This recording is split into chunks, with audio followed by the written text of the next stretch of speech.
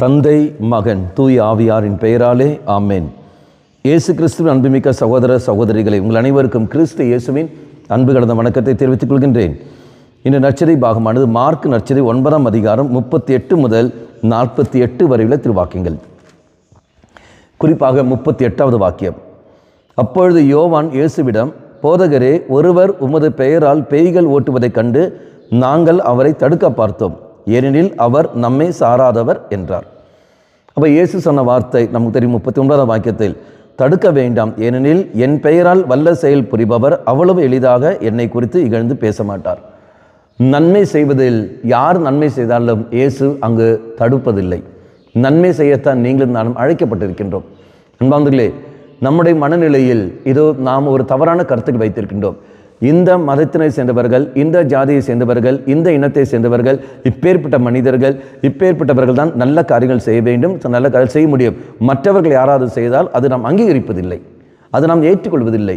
காரணம் என்ன? நம்முடைய மனநிலை அப்படி இருக்கின்றது. யார் வழியாகவும் நன்மைகள் கடந்து வரலாம், யார் வேண்டுமானாலும் நன்மை செய்யலாம். அப்போது அதையெல்லாம் உட்கொள்ள வேண்டும் என்றால் நான் பரந்த ஒரு மனநிலையோடு இருக்க வேண்டும். நான் இவன், நான் அவன் என்பதை விட்டுக்கொண்டு நான் அத்தனை பேரும் தெய்வத்துடைய பிள்ளைகள், நான் கடவுளுடைய பிள்ளைகள் என்ற உணர்வு நமக்கு இருக்கின்ற சமயத்தில் சகோதர நேயத்தோடு மையத்தோடு நாம் வாழ்கின்ற பொழுது, மனித நேயத்தை மையப்படுத்தி, மனித மாண்பை மையப்படுத்தி நாம் வாழ்கின்ற சமயத்தில் ஒரு நாளும் அந்த பிரிவினை சிந்தனை நமக்கு அங்கு வராது. மாறாக இதோ தெய்வம் எனக்கு தந்திருக்கிற நன்மைகள் செய்யக்கூடிய கிருபை தெய்வம் தந்திருக்கின்றார். நான் நன்மைகள் செய்கின்றேன். பணம் இருக்கின்ற காரணத்தினால் பணத்தின் வழியாக நான் நன்மைகள் செய்கின்றேன். எனக்கு உழைப்பு தந்த காரணத்தினால் உழைப்பின் வழியாக நான் நன்மை செய்கின்றேன். கருத்துக்கள் விழுந்த காரணத்தினால் கருத்துக்கள் வழியாக நான் நன்மை செய்கின்றேன்.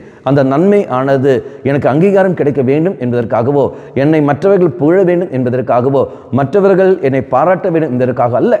மாறாக அதையும் தாண்டி, அதை எதுவும் இல்லாமல், அதை எதுவும் பார்க்காமல் தெய்வத்தை மட்டுமே, அடுத்த மனிதனுடைய நலனை மட்டுமே பார்க்குமே ஒழிய அங்கீகாரத்தை மையப்படுத்தி வாழ்வது வாழ்க்கை அல்ல.